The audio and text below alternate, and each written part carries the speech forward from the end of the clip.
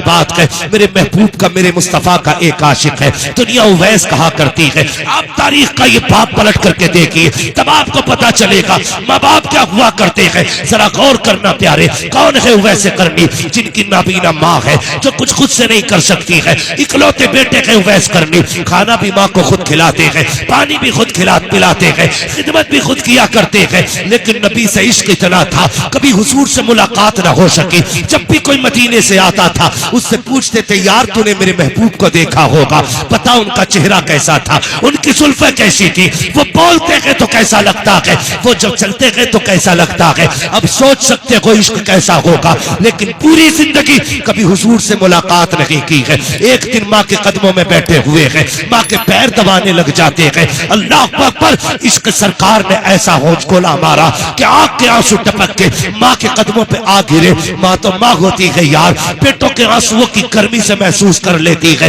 سینے میں درد کتنا ہے، کہتا لخت جگر بتا تو سکی، رو کیوں رہا ہے؟ کہتے امی آج مجھے آقا کی بڑی یاد آ رہی ہے، اے ماں آج اجازت دے دے، اگر نہ جا سکا شاید کہ ان کے غم میں مر جاؤں، جیسی اتنی بات ماں نے سنی ہے۔ کہا بیٹے ٹھیک ہے، کہا بیٹے ٹھیک ہے، اگر جانا کی چاہتا ہے تو جا، کل مدینے چلے جانا اور میری ساری ضرورت کا سامان رکھ کے چلے جانا۔ ماں نے اتنا کہا، بیٹے نے سارا سامان رکھا، ماں سے اجازت لی، جانے لگے۔ ماں نے کہا لخت جگر، کہا کیا؟ کہا جا رہے ہو بیٹے؟ کہا ہاں امی۔ کہا اتنا کام کرنا بیٹے، سورج چھپنے سے پہلے آ جانا۔ کون کہہ رہا ہے؟ اویس کرنی کی امی کہہ رہی ہے، سورج چھپنے سے پہلے آ جانا۔ حضرت اویس کرنی دوڑے، قافلے کے ساتھ چلے، قافلہ آرام کے لیے ٹھہر گیا، اویس کرنی نہیں ٹھہرے بلکہ توڑتے رکھے، قافلہ رک گیا، آپ آگے چلے جاتے ہیں۔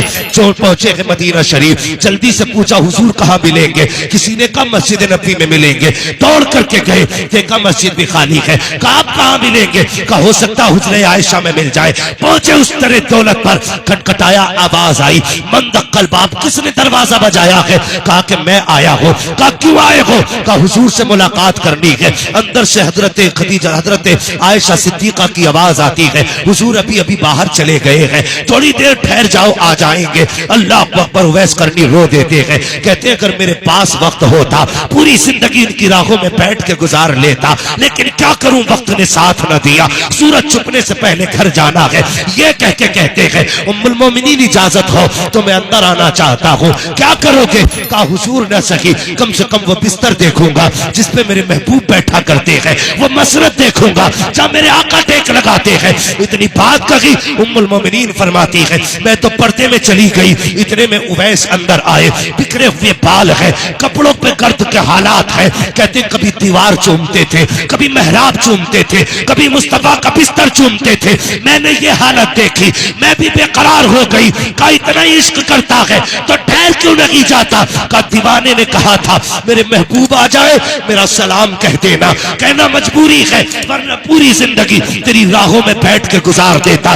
یہ کہہ کے اویس کرنی تو واپس آ جاتے ہیں۔ ابھی اویس نکلے ہیں، اتنے میں سرکار آتے ہیں، اتنے میں سرکار آتے ہیں۔ آنے کے بعد میرے نبی نے لمبی لمبی سانسیں لینا شروع کی ہے، فرماتے ہیں عائشہ کا جی یا رسول اللہ، کیا کوئی آ کر کے گیا ہے؟ کہا ہاں آقا، آیا تھا ایک دیوانہ جس کے بال بکھرے ہوئے تھے، کپڑوں سے پورا عاشق لگ رہا تھا۔ کہا جانتی ہو وہ کون تھا؟ کہ اللہ و رسولہ عالم، یا تو اللہ جانتا ہے یا اس کا محبوب جانتا ہے۔ اب آقا کی آنکھ میں آنسو آئے، فرمایا عائشہ خوشبو بتا رہی ہے میرا اویس آ کر کے گیا ہے، یہ ہوائیں بتا رہی ہے میرا اویس آ کر کے گیا ہے۔ کہ عمر جلدی کیجئے میرے اویس کو بلا کے لائیے، ابو بکر دوڑیے میرے اویس کو بلا کر کے لائیے۔ لیکن کہاں جاتے، اب تک تو دیر ہو چکی تھی، اویس مدینہ چھوڑ چکے تھے۔ اللہ اکبر، دوڑتے دوڑتے گھر تشریف لائے ہیں، جیسی دروازے پہ آئے ہیں تو ماں ہوتی ہے، کوئی آواز نہیں۔ دل ٹوٹا ہے آج اویس کا،